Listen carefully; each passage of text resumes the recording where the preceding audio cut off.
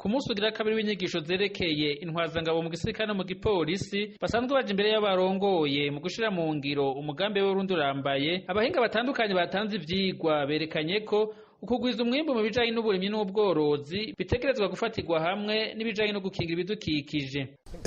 Mu bisanzwe uburimyi n'ubworozi buri kw'isi, isi ndimwa. Isi ndimwa nayo itegerezwa kuba ikingiwe kugira ngo ishobore kumera neza,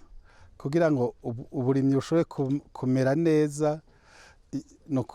nuko isi itegerezwa kuba ikingiwe neza, hanyuma ntigire inkukura, hanyuma ikaba ifise n'ibindi biti bishobora kubungabunga isi ndimwe, ikongera ikazana akanovera ku isi kugira ngo umwimbu wiyongere. Musanzwe muzi yuko habaye igwirana ry'abantu muri iyi minsi, hanyuma isi nayo iguma yaga. Hanyuma kuryo iguma yaga, umunyagihugu agomba kwagura isi ndimwa, agaca usanga yagiye konona gutema amashamba kugira ngo hashire ibiterwa. Ivyo navyo bica bituma vya bidukikije bihungabana, hama imaze guhungabana inkukura igaca yisasira, igaca isasa indaro, hejeje gusasa indaro nayo umwimbu ukagabanuka. Ni muri ico gihe rero kugira ngo ibidukikije bibungwabungwe, umwimbu ugume ugwira, haba mu burimyi, mu bworozi, ivyo vyose bitegezwa kujana kugira ngo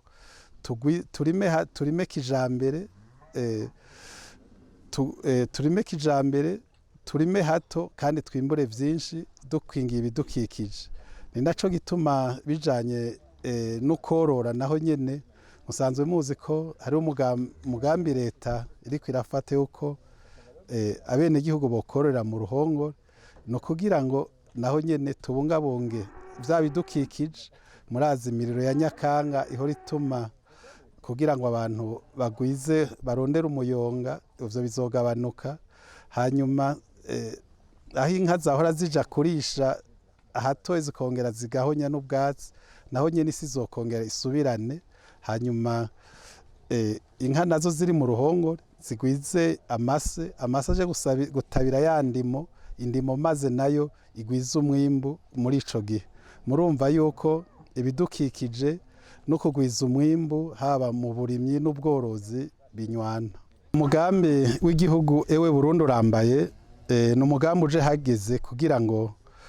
ubandanye ugarukana akanovera k'isi. Murabona hamwe hamwe ku mitumba ibiti vyarahonye,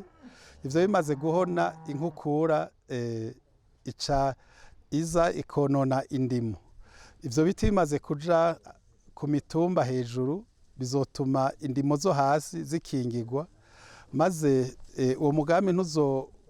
ntuzohagarara gusa ku mitumba hejuru adaciriko. Hari ibiti binywana n'indimo bizoterwa mu ndimo hagati, vyongere bifashe kugwiza akanovera k'isi, haba kugira ngo umwimbu ugwire, hama vyongere navyo nyene ivyo biti binywana n'indimo vyongere bikingire ibidukikije. Muri ico gihe rero imitumba izoba ikingiwe, haba mu ndimo hongere hakingigwe, umwimbu nawo wongere wiyongerekane mu ndimo. Murasanzwe muzi yuko mwize mu vyo bigishije, mwumvise ko hariho n'ibiti bishobora kugaburira n'ibitungwa, kandi bikazana imfungurwa ndemamubiri ku bitungwa kugira bigwize umwimbu. Ni muri iyo ntumbero rero uwo mugambi ewe Burundi urambaye, iruhande yo gutera ibiti ku mitumba ihanamye, itera ibiti binywana n'indimo bishobora no kugwiza umwimbu mu mfungurwa z'ibitungwa. Afatiye ku nyigisho izo ntwazangabo zaronkejwe mu bijanye n'uburimyi n'ubworozi no gukingira ibidukikije, umuhinga yatanze icigwa abona ko biteze vyinshi kuri izo ntwazangabo. Mu bisanzwe nk'uko mubizi, gukingira ibidukikije nivyo bisaba umurundi wese mu gihugu ahari kugira ngo agire intererano ateye, haba umurimyi, haba umworozi, eka n'intwazangabo nazo nyene n'abarundi, kandi baba mu Burundi, bafise imiryango haba ruguru haba mu mitumba. Nabo nyene birakenewe yuko bashobora aho basanzwe ariko barakorera bahimiriza abo basanzwe batwara nabo akamaro ko gukingira ibidukikije kugira ngo iruhande mu makambi canke iruhande y'ayo makambi babishire mu ngiro bongere bafashe abandi bene gihugu mu bikorwa leta iriko iradufasha vyo gukingira imitumba ihanamye gukingira inkukura no kugarukana akanovera izo nkuru mu ntwazangabo rero nico tuzisaba yuko zodufasha zikadufasha tukaja hamwe kugira ngo tugwize inguvu dushire inguvu hamwe mu guhimiriza abanyagihugu bamwe mu nzego zose haba mu ntwaramiheto haba mu nzego zijeje umutekano zongere nazo nyene kandi bari kumwe n'abandi bene gihugu aho basanzwe barangurira imirimo bongere basahirize nabo nyene kudufasha mu guhimiriza abene gihugu muri uwo mugambi wo gukingira ibidukikije no hagati yo guhimiriza bongere badufashe nabo nyene haba mu gutera ibiti mu kurwanya inkukura no korora kijambere kugira ngo umwimbu haba mu ndimo no mu bitungwa ugwire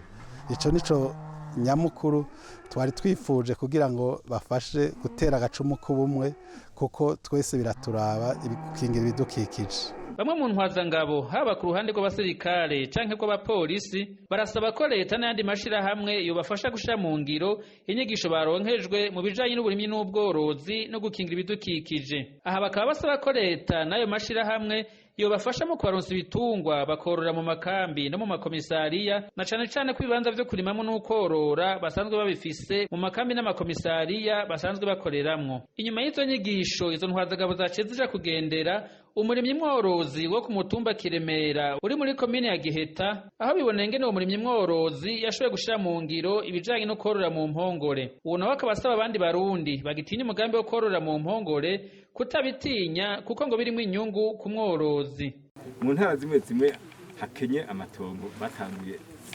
gutungira inka mu ruhongore kuva kera. No ngaha mu Giheta ni benshi kandi barabishoboye. Kandi je nabonye umenga ni byari byiza mbere kumbure uburyo sico kimwe n'ubwumya bw'igihugu mugabo munyagihugu nawe nyene atunze nk'inka imwe ega kenshi nuko bashaka gutunga ingwiza murongo ugasa niho bica bibagorera mugabo nk'umuntu atunze nk'inka imwe